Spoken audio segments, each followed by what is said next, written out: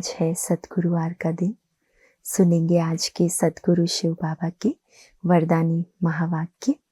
बाबा कहते हैं, मीठे बच्चे, तुम्हें अभी बाप द्वारा दिव्य दृष्टि मिली है। तुम्हें अभी बाप द्वारा दिव्य दृष्टि मिली है। उस दिव्य दृष्टि से ही तुम आत्मा और परमात्मा को देख सकते हो। दिव्य दृष्टि के द्वारा ही हम बच्चे आत्मा को भी जान गए, परमात्मा को भी जान गए। प्रश्न है, ड्रामा के किस राज को समझने वाले कौन सी राय किसी को भी नहीं देंगे? उत्तर, जो समझते हैं कि ड्रामा में जो कुछ पास्ट हो गया वो फिर से एक्यूरेट रिपीट होगा, वो कभी किसी को भक्ति छोड़ने की राय नहीं देंगे। ये बात को बहुत गहराई से समझने की है। बाबा कहते, जिन्होंने ये समझ लिया कि जो कुछ पास्ट हुआ है वही एक्यूरेट फिर से रिपीट होगा, वो कभी किसी को भक्ति छोड़ने की राय नहीं देंगे। जब उनकी बुद्धि में ज्ञान अच्छी रीति बैठ जाएगा, समझेंगे हम आत्मा है, हमें बेहद के बाप से वर्षा लेना है। जब बेहद के बाप की पहचान हो जाएगी तो हद की बातें स्वतः खत्म हो जाएगी, है ना। किसी को बताने की या छुड़ाने की भक्ति या फिर हद की बातें कैसे खत्म हो, ये बताने की जरूरत नहीं पड़ेगी। बस निश्चय बुद्धि बनने की देरी है, वो आत्मा स्वतः ही ये सब छोड़ देती है। ओम शांति। अपनी आत्मा के स्वधर्म में बैठे हो। रूहानी बाप रूहानी बच्चों से पूछते हैं, क्योंकि ये तो बच्चे जानते हैं एक ही बेहद का बाप है जिसको रूह कहते हैं। सिर्फ उनको सुप्रीम कहा जाता है। रूह तो है लेकिन सुप्रीम रूह कहा जाता है। सुप्रीम रूह या परमात्मा कहते हैं। परमात्मा है जरूर, ऐसे नहीं कहेंगे कि परमात्मा है ही नहीं। परम आत्मा माना परमात्मा, ये भी समझाया गया है। मूंझना नहीं चाहिए, क्योंकि 5000 वर्ष पहले भी ये ज्ञान तुमने सुना था। अभी भी पहले बाबा ड्रामा का राज सुना रहे थे ना, तो बाबा फिर से याद दिला रहे, मूंझने की बात ही नहीं है, क्योंकि 5000 वर्ष पहले भी ज्ञान सुना था। आत्मा ही सुनती है ना। आत्मा बहुत छोटी सूक्ष्म है, इतना है जो इन आंखों से देखा नहीं जाता। ऐसा कोई मनुष्य नहीं होगा जिसने आत्मा को इन आंखों से देखा होगा। इस दुनिया में इस देह के द्वारा कोई भी मनुष्य आंखों से, स्थूल आंखों से परमात्मा को देख नहीं सकते। देखने में आती है परंतु दिव्य दृष्टि से, सो भी ड्रामा प्लान अनुसार। अच्छा, समझो कोई को आत्मा का साक्षात्कार होता है जैसे और चीज देखने में आती है। भक्ति मार्ग में भी कुछ साक्षात्कार होता है तो इन आंखों से ही वह दिव्य दृष्टि मिलती है जिससे चैतन्य में देखते हैं, है ना। आंखें तो यही है, लेकिन उस समय दिव्य दृष्टि मिल जाती है जिससे चैतन्य में, साकार में अपने इष्ट को देखते हैं। आत्मा को ज्ञान चक्षु मिलते हैं जिससे देख सकते हैं, परंतु ध्यान में, भक्ति मार्ग में बहुत भक्ति करते हैं तब साक्षात्कार होता है। जैसे मीरा को साक्षात्कार हुआ, डांस करती थी, वैकुंठ तो था नहीं। 500-600 वर्ष हुआ होगा, उस समय वैकुंठ थोड़ी था। जो पास्ट हो गया है वो दिव्य दृष्टि से देखा जाता है।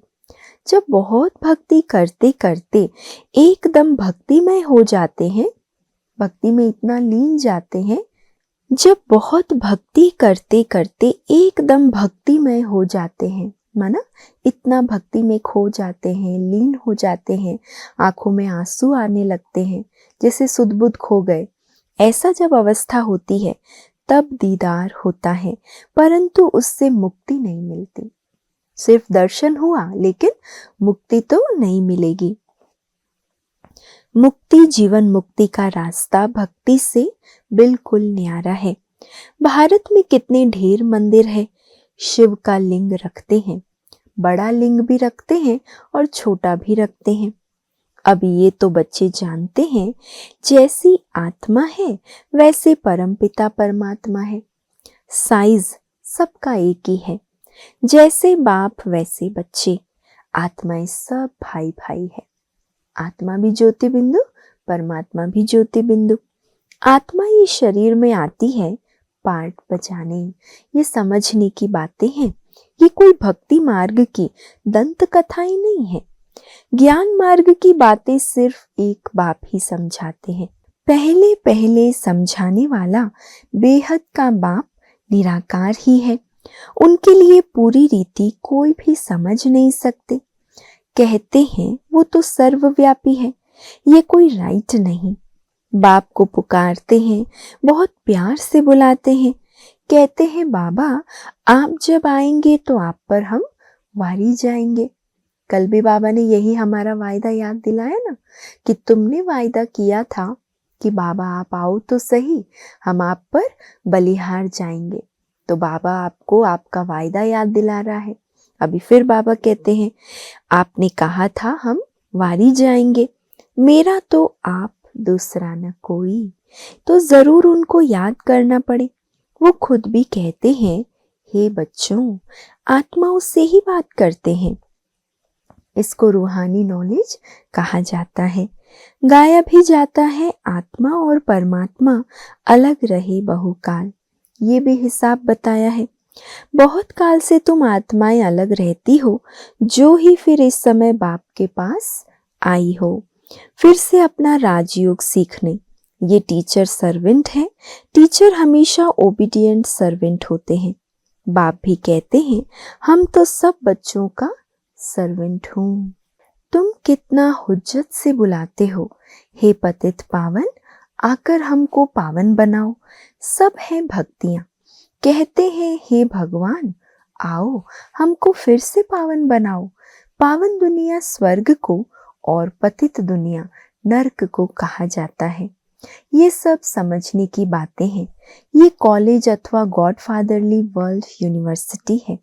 इसकी एम ऑब्जेक्ट है मनुष्य से देवता बनना। बच्चे निश्चय करते हैं हमको ये बनना है। क्या बनना है?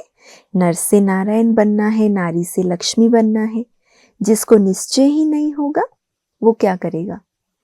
बाबा पढ़ा रहे हैं, एम ऑब्जेक्ट भी बताते हैं, उस अनुसार हम पुरुषार्थ भी करते हैं। लेकिन अगर किसी को निश्चय ही नहीं तो वो स्कूल में बैठेगा क्या? एम ऑब्जेक्ट तो बुद्धि में है। हम बैरिस्टर व डॉक्टर बनेंगे तो पढ़ेंगे ना। निश्चय नहीं होगा तो आएंगे ही नहीं। तुमको निश्चय है हम मनुष्य से देवता और नर से नारायण बनते हैं। ये सच्ची सच्ची सत्य नर से नारायण बनने की कथा है। वास्तव में ये है पढ़ाई, परंतु इनको कथा क्यों कहते हैं? देखो बाबा क्या सुना रहे। वैसे तो ये पढ़ाई है, रोज बाबा हमको यही सुनाते हैं, पर बाबा इसको कथा क्यों कहते हैं? क्योंकि 5000 वर्ष पहले भी सुनी थी, पास्ट हो गई है। पास्ट को कथा कहा जाता है। ये है नर से नारायण बनने की शिक्षा। बच्चे दिल से समझते हैं नई दुनिया में देवताएं और पुरानी दुनिया में मनुष्य रहते हैं। देवताओं में जो गुण है वो मनुष्यों में नहीं है, इसीलिए उनको देवता कहा जाता है। मनुष्य देवताओं के आगे नमन करते हैं। आप सर्वगुण संपन्न हो, फिर अपने को कहते हैं हम पापी नीच हैं। मनुष्य ही कहते हैं, देवताओं को तो नहीं कहेंगे। देवताएं थे सतयुग में, कलयुग में हो न सके, परंतु आजकल तो सबको श्री श्री कह देते हैं। हर एक अपने ऊपर श्री श्री का टाइटल लगा देते हैं। श्री माना श्रेष्ठ। सर्वश्रेष्ठ तो भगवान ही बना सकते हैं। कौन बनाएगा सर्वश्रेष्ठ? एक सिर्फ और सिर्फ जो खुद श्रेष्ठ ते श्रेष्ठ है, वही हमें सर्वश्रेष्ठ बना सकता है। श्रेष्ठ देवता सतयुग में थे। इस समय कोई मनुष्य श्रेष्ठ है नहीं। तुम बच्चे अभी बेहद का संन्यास करते हो। कौन सा है हमारा? बेहद का संन्यास। हद की दुनिया की सब बातों को हम छोड़ चुके हैं। अभी हम हैं बेहद के सन्यासी। तुम जानते हो ये पुरानी दुनिया खत्म होने वाली है। इनसे अब इसीलिए वैराग्य है। वो तो है हठ योगी सन्यासी, घर बार छोड़ निकले फिर आकर महलों में बैठे हैं। नहीं तो कुटिया पर कोई खर्चा थोड़ी लगता है। कुटिया में कोई खर्चा लगेगा? कुटिया तो घास फूस की बनाते थे पहले जमाने में। आजकल तो कुटिया भी फैशनेबल हो गई है। पहले के समय में तो झाड़ पत्तों से, घास फूस से कुटिया बनती थी। तो बाबा कहते उसमें कोई खर्चा नहीं होता। पर आज के समय में सन्यासी भी बड़े बड़े महलों में रहते हैं। एकांत के लिए कुटिया में बैठना होता है। सच्चा सन्यास माना एकांतवासी बनना, तो उसके लिए तो कुटिया चाहिए, ना कि महलों में।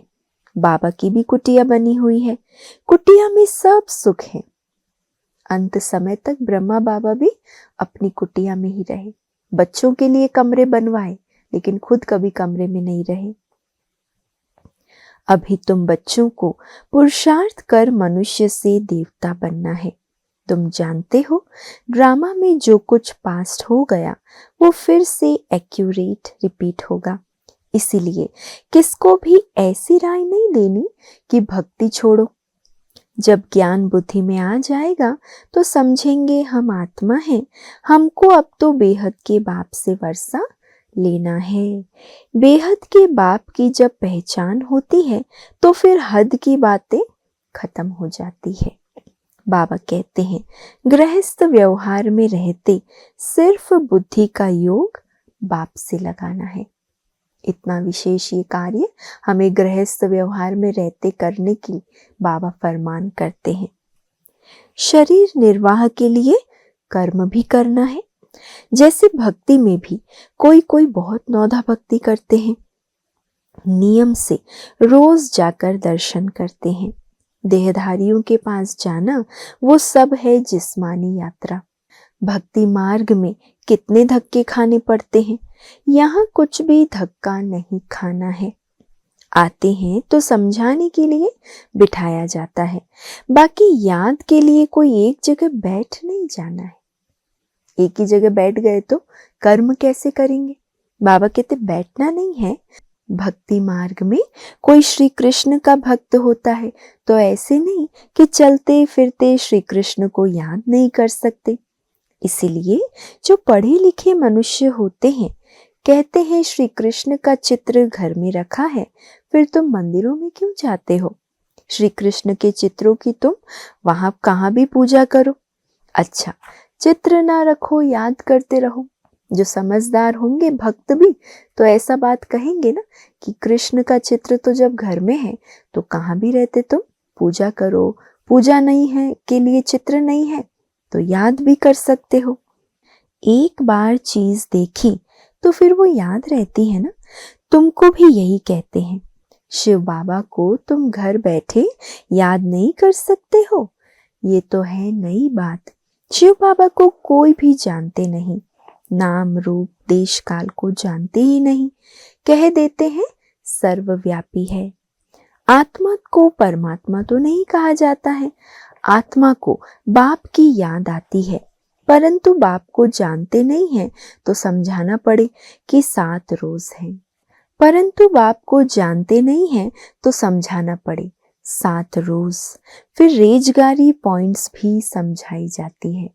छोटी छोटी कई सारी ज्ञान की ऐसी पॉइंट्स हैं जो समझानी पड़ती है। बाप ज्ञान का सागर है ना। कितने समय से सुनते आए हो, क्योंकि नॉलेज है ना। समझते हो हमको मनुष्य से देवता बनने की नॉलेज मिलती है। बाबा कहते हैं तुमको नई नई गुह्य बातें सुनाते हैं। मुरली तुमको नहीं मिलती है तो तुम कितना चिल्लाते हो। बाबा कहते हैं तुम बाप को तो याद करो। मुरली पढ़ते हो फिर भी भूल जाते हो। कितनी सारी मुरली की ऐसी पॉइंट्स हैं जो हमको याद ही नहीं रहती है। पहले पहले ये याद करना है मैं आत्मा हूं।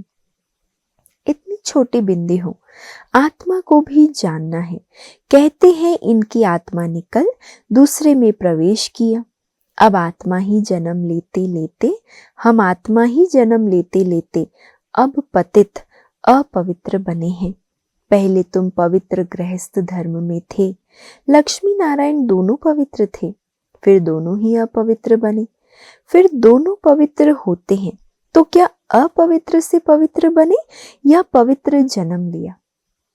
गृहस्थ व्यवहार जब सतयुग में था पवित्र थे, फिर कलयुग में आते आते अपवित्र बने, फिर सतयुग में पवित्र बनेंगे।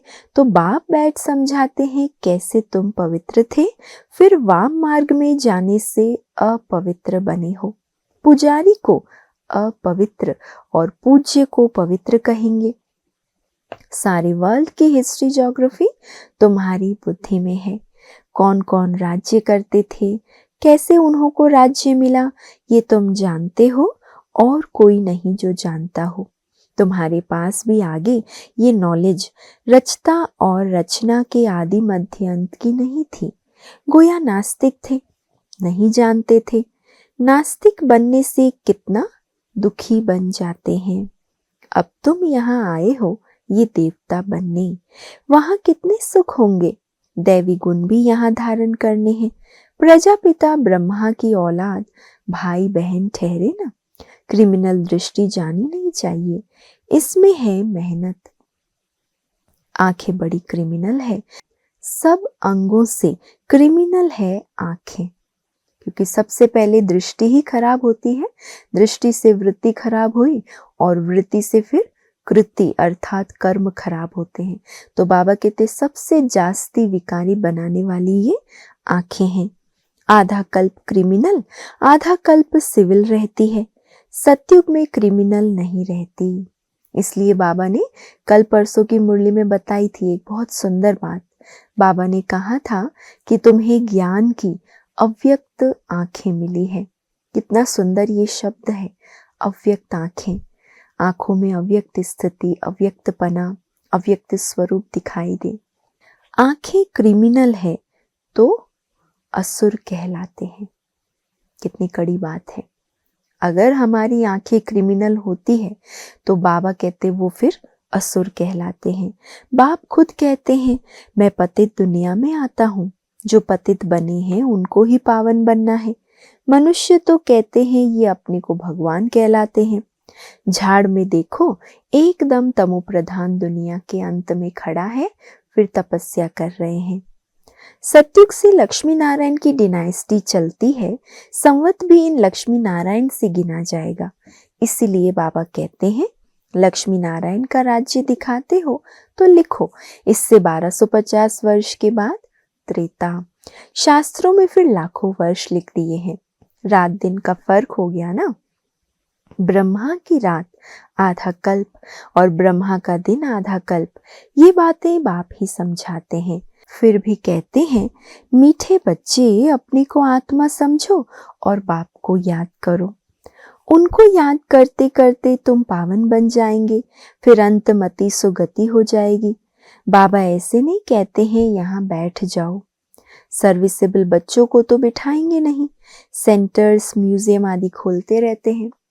जो बाबा के सर्विसेबल बच्चे हैं, बाबा उनको ऐसे खाली बैठने थोड़ी देगा।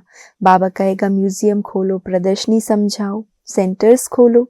कितने को निमंत्रण बांटते हैं, आकर गॉडली बर्थ राइट विश्व की बादशाही लो। तुम बाप के बच्चे हो, बाप है स्वर्ग का रचयिता, तो तुमको भी स्वर्ग का वर्षा मिलना चाहिए। बाप कहते हैं मैं एक ही बार स्वर्ग की स्थापना करने आता हूँ। एक ही दुनिया है जिनका चक्र फिरता रहता है। मनुष्यों की तो अनेक मतें, अनेक बातें हैं। मत मतांतर कितने हैं, इसको कहा जाता है अद्वैत मत। झाड़ कितना बड़ा है, कितनी टाल टालियां निकलती है, कितने धर्म फैल रहे हैं। पहले तो एक मत एक राज्य था, सारे विश्व पर इनका राज्य था। ये भी अभी तुमको मालूम पड़ा है। हम ही सारे विश्व के मालिक थे, फिर 84 जन्म भोग कंगाल बने हैं। अभी तुम काल पर जीत पाते हो, वहां कभी अकाले मृत्यु होती नहीं। यहाँ तो देखो बैठे बैठे अकाले मृत्यु होती रहती है। चारों तरफ मौत ही मौत है। वहां ऐसे नहीं होता, पूरी एज लाइफ चलती है। भारत में प्यूरिटी, पीस, प्रॉस्पेरिटी थी। 150 वर्ष एवरेज आयु थी। अभी कितनी आयु रहती है। ईश्वर ने तुमको योग सिखाया तो तुमको योगेश्वर कहते हैं, वहां थोड़ी कहेंगे। इस समय तुम योगेश्वर हो, तुमको ईश्वर राजयोग सिखा रहे हैं। फिर राजेश्वर बनना है। अभी तुम ज्ञानेश्वर हो, फिर राजेश्वर अर्थात राजाओं का राजा बनेंगे। अच्छा, मीठे मीठे सिके लधे बच्चों प्रति माता पिता बाप दादा का याद प्यार और गुड मॉर्निंग। रूहानी बाप की रूहानी बच्चों को नमस्ते और हम सब रूहानी बच्चों की रूहानी माता पिता बाप दादा को याद प्यार, गुड मॉर्निंग और नमस्ते। शुक्रिया बाबा, शुक्रिया। धारणा के लिए आज का मुख्य सार है, पहला, आंखों को सिविल बनाने की मेहनत करनी है। बुद्धि में सदा रहे हम प्रजापिता ब्रह्मा के बच्चे भाई बहन हैं, क्रिमिनल दृष्टि रख नहीं सकते। बुद्धि में क्या याद रहे, हम प्रजापिता ब्रह्मा के बच्चे भाई बहन हैं, क्रिमिनल दृष्टि रख नहीं सकते।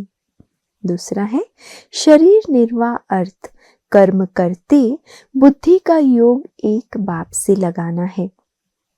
हद की सब बातें छोड़ बेहद के बाप को याद करना है, बेहद का सन्यासी बनना है।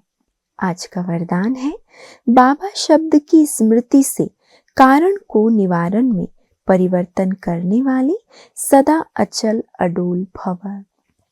बाबा शब्द की स्मृति से कारण को निवारण में परिवर्तन करने वाले सदा अचल अडोल भव। कोई भी परिस्थिति जो भल हलचल वाली हो, लेकिन बाबा कहा और अचल बने। जब परिस्थितियों के चिंतन में चले जाते हो तो मुश्किल का अनुभव होता है। अगर कारण के बजाय निवारण में चले जाओ तो कारण ही निवारण बन जाए, क्योंकि मास्टर सर्वशक्तिमान ब्राह्मणों के आगे परिस्थितियां चींटी समान भी नहीं। कारण रूपी गलियों में हम भटक जाते हैं। बाबा कहते कारण को छोड़ निवारण में चले जाओ तो परिस्थितियां कभी आपके आगे भारी नहीं होगी, कारण ही निवारण बन जाएगा और परिस्थिति चींटी समान भी नहीं। सिर्फ क्या हुआ, क्यों हुआ, ये सोचने के बजाय जो हुआ उसमें कल्याण भरा हुआ है, सेवा समाई हुई है।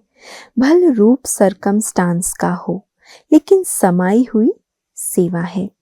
इस रूप से देखेंगे तो सदा अचल अडोल रहेंगे। स्लोगन, एक बाप के प्रभाव में रहने वाले किसी भी आत्मा के प्रभाव में आ नहीं सकते।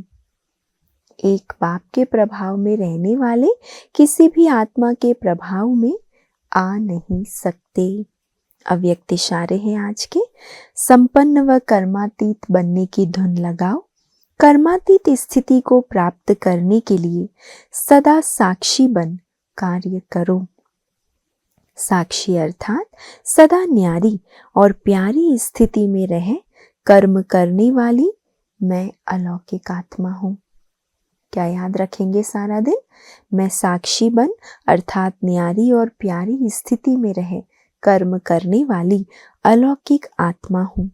अलौकिक अनुभूति करने वाली, अलौकिक जीवन, श्रेष्ठ जीवन वाली आत्मा हूँ। ये नशा रहे।